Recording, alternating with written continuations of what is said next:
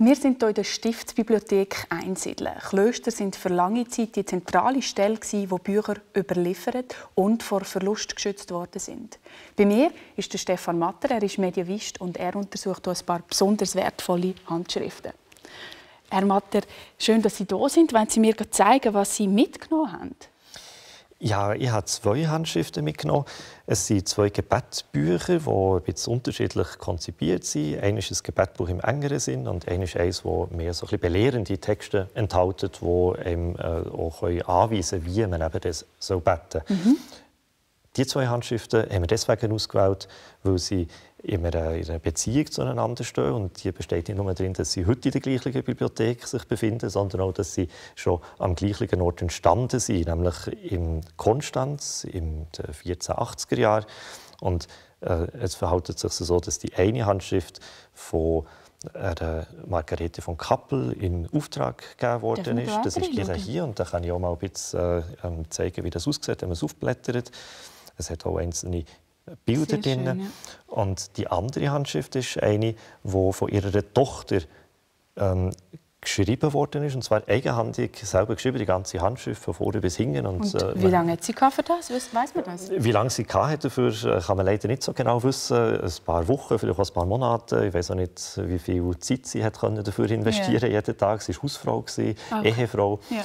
Und sie hat also noch anderes zu tun gehabt. Nebenbei das geschrieben? Genau.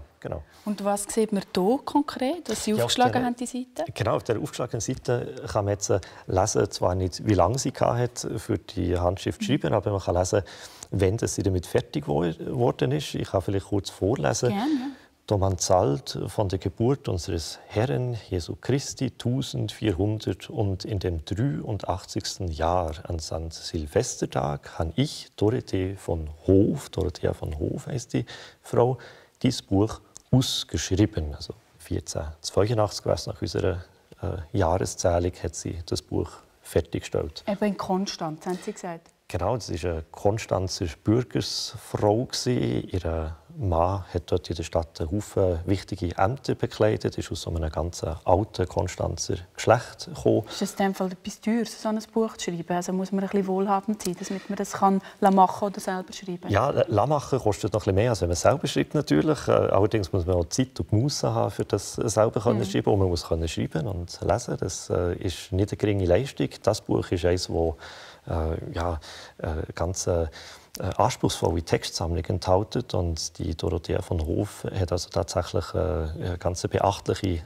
Leistung vollbracht, auch so eine intellektuelle Leistung bei der Kompilation von dieser Handschrift. Ein bisschen Geld muss man dazu natürlich auch haben, aber das Geld hat für die tatsächlich, also für die Familie, keine Rolle gespielt. Aber hat es denn solche Bücher viel gegeben im Mittelalter oder ist das etwas Einmaliges? Ja, also jetzt geht die Textkompilation gibt es nur ein einziges Mal in dieser Handschrift, wie überhaupt Handschriften Unikat sind. Aber Gebetbücher sind wirklich die am weitesten verbreiteten Bücher, die wir überliefert haben aus dem Mittelalter und die es auch dann gegeben hat, jetzt mit Ausnahme vielleicht von liturgischen Handschriften, wie sie in so einer Klosterbibliothek nachher aufbewahrt werden. Also gerade volkssprachliche Literatur, darunter Gebetbücher zu der grössten Gruppe, und zwar mit grossem Abstand. Warum ist das so? Kann man sich das erklären? Also ich meine, man muss sich ja schon vor Augen führen, dass nicht alle das Alphabet können, nicht alle können lesen.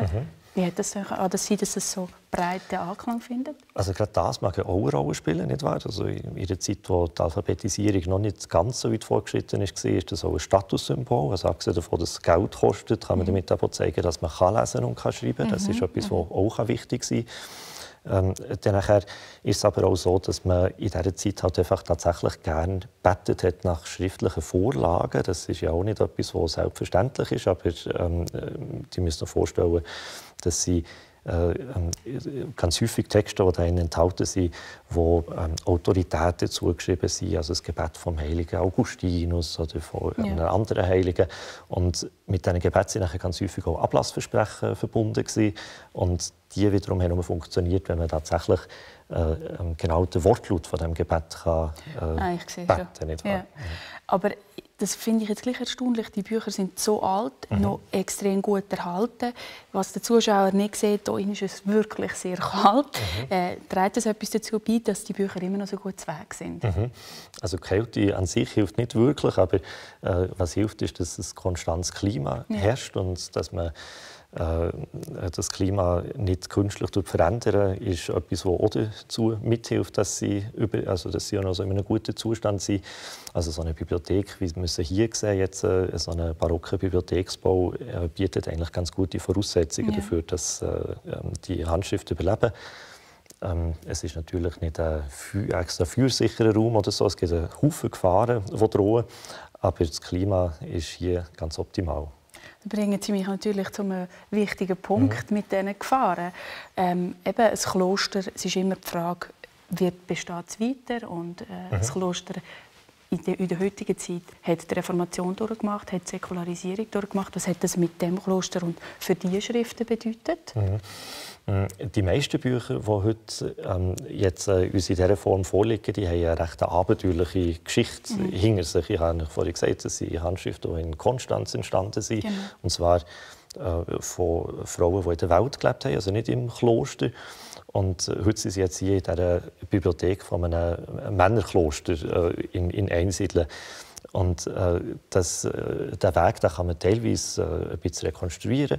Hier ist es so, dass die nachher zuerst innerhalb der Familie ein bisschen weitergegeben worden sind und nachher irgendwann in ein Kloster gekommen sind, zuerst in Konstanz und dann nachher ist das irgendwann aufgelöst worden und dann ist es nach Rheinau gekommen, das Kloster Rheinau, und dann ist auch das aufgelöst worden und dann sind nachher bestehen zwar hauptsächlich nach Zürich, aber ein paar wenige sind dann nachher auch hier nach Einsiedeln gekommen. Und dafür ist verantwortlich also der damalige Stiftsbibliothekar, ein ganz wichtiger Bücherjäger oder Büchersammler von seiner Zeit, Mitte 19. Jahrhundert. Der hat überall, wo er Gefahren hat gesehen für Bücherbestände irgendwo in der Schweiz, in den umliegenden Orten, hat er sich darum bemüht, dass er die Handschriften zusammensammeln kann, für sie zu konservieren. Ja gut, die Geschichte von so einer Bibliothek und von einem Kloster ist sehr lang. Unsere Gesprächszeit ist leider vorbei. Danke vielmals, Herr Matter, für das Gespräch. Danke euch. Jetzt empfangen Sie meine Kollegen Barbara Bleisch und Yves Bossart zum Gespräch über Diskriminierung, Voyeurismus und Vielfalt. Bleiben Sie also dran.